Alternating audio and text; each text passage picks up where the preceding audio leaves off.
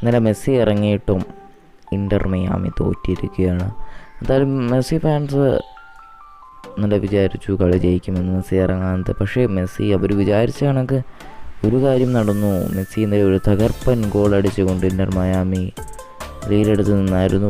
പക്ഷേ കളി അറ്റ്ലാന്റ യുണൈറ്റഡിനോടെ പരാജയപ്പെട്ടുകൊണ്ട് 3-1 പരാജയപ്പെട്ടു ഇൻ്റർ മിയാമി. മെസ്സിയുടെ ഒരു കിണ്ണം ഗോള് നമ്മൾ കണ്ടതാണ്.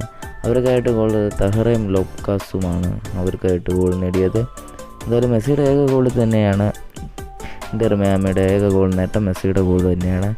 എന്തായാലും മെസ്സി മികച്ച പ്രകടനമാണ് കാഴ്ചവെക്കുന്നത്. എന്തായാലും മെസ്സി ഇത്രയും കളികളിൽ നിന്നും 13 മത്സരത്തിൽ നിന്ന് 23 ഗോൾ കോൺട്രിബ്യൂഷനാണ് നേടിയിരിക്കുന്നത്. എന്തായാലും ഇനിയിപ്പോൾ കോപ്പ അമേരിക്കയ്ക്ക് അടുത്ത് വരികയാണ്. മെസ്സിയുടെ ഒരു മികച്ച പ്രകടനം കാഴ്ചവെക്കുമെന്ന് നമുക്ക് പ്രതീക്ഷിക്കുന്നു. എന്തായാലും ഇൻ്റർ മിയാമി ഇപ്പോൾ east conference MLS east conference 1-ാം സ്ഥാനത്ത് തന്നെയാണ്. തലപ്പത്ത് തന്നെയാണ് അവരുള്ളത്. 14 പോയിൻറ്റുമായി 1-ാം സ്ഥാനം തുടരുന്നു. എന്തായാലും ചാമ്പ്യന്മാരാകാൻ ഏക സാധ്യത ഇൻ്റർ മിയാമിക്ക് തന്നെയാണ്. കുറച്ചും കൂടെ നല്ല പ്രകടനം നടത്തിയാൽ മെസ്സിക്ക് MLS കിരീടവും നേടാൻ സാധിക്കും.